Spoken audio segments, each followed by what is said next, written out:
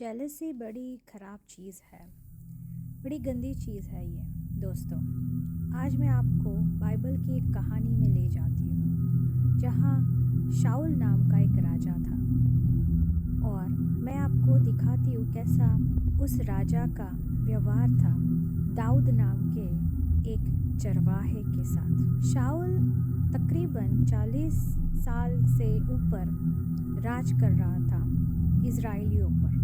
उसने बड़ी बड़ी लड़ाई की, बड़ी बड़ी लड़ाई जीती, पर वो परमेश्वर से कुछ रिश्ता नहीं जोड़ता था।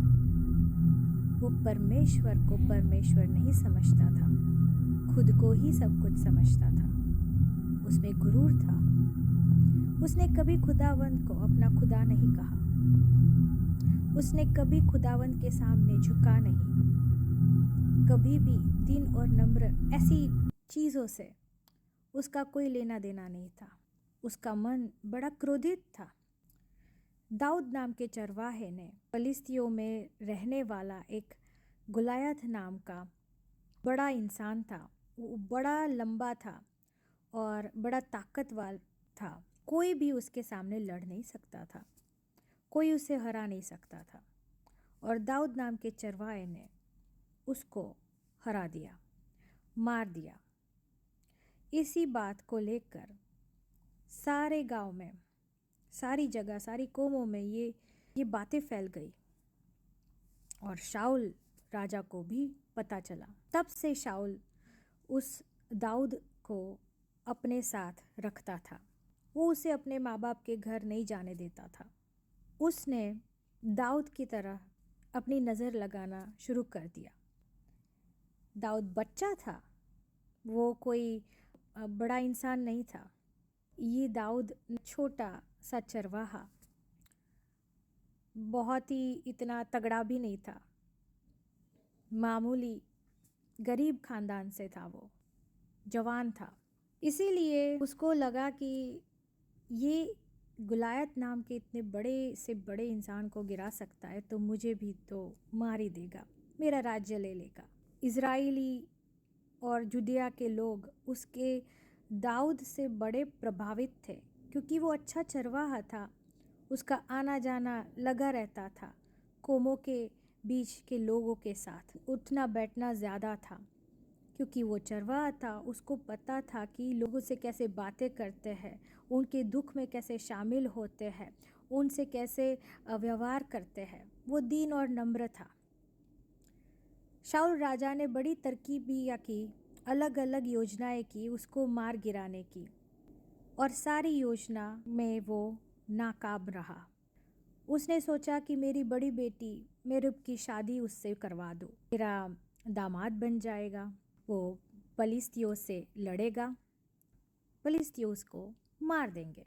पर दाऊद इतना दीन और नम्र था, उसने बोला कि मैं क्या हूँ, मैं कुछ भी नहीं हूँ, मेरा खानदान कुछ नहीं है, मेरी कौम कुछ नहीं है, मेरा गोत्र कुछ नहीं है। मैं कैसे एक राजा का, इतने बड़े राजा का दामाद बन जाऊँ?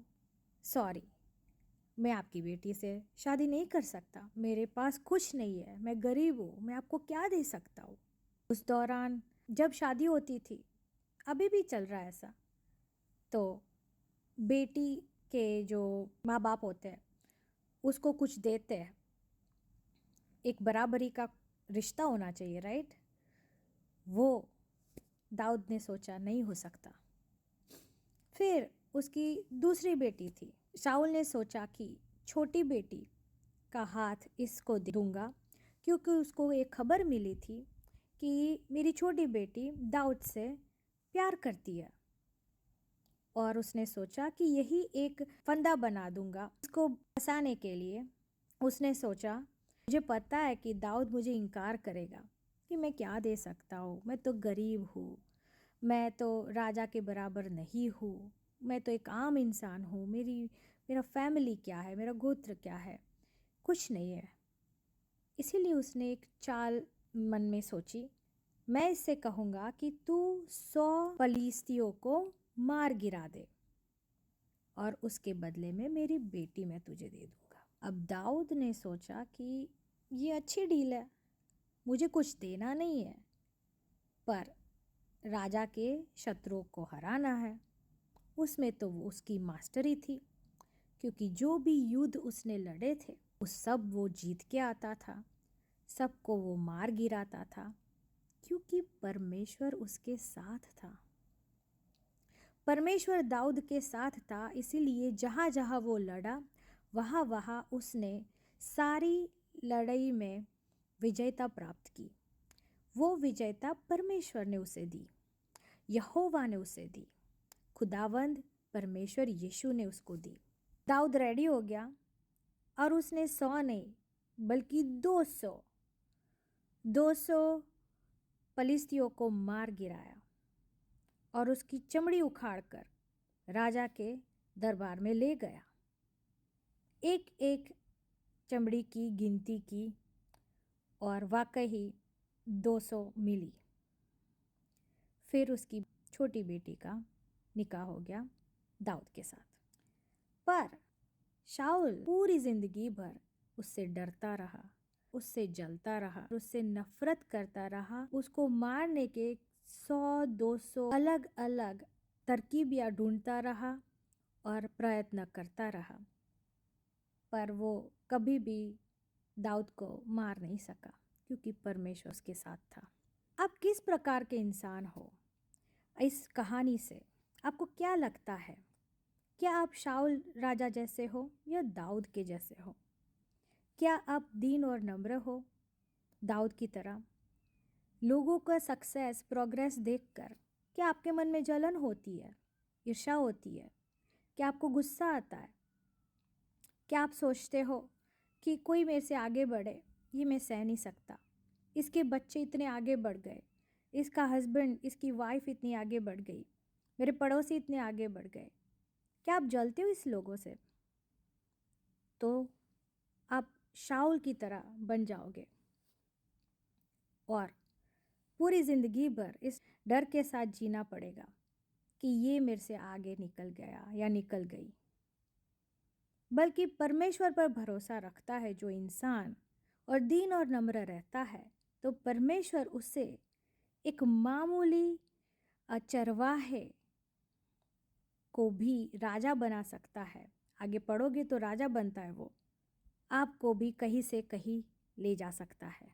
जब मैं आज ये कहानी पढ़ रही थी और इसके बारे में सोच रही थी, परमेश्वर ने मुझे एक शायरी दी है।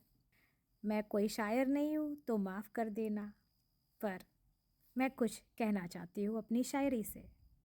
जलने दो उसे जो जलते हैं मुझसे, जलने दो उसे जो जलते हैं मुझसे, उनकी ही जलन से खुदावन निखारते हैं मुझे, उनकी ही जलन से परमेश्वर यीशु निखारते हैं मुझे।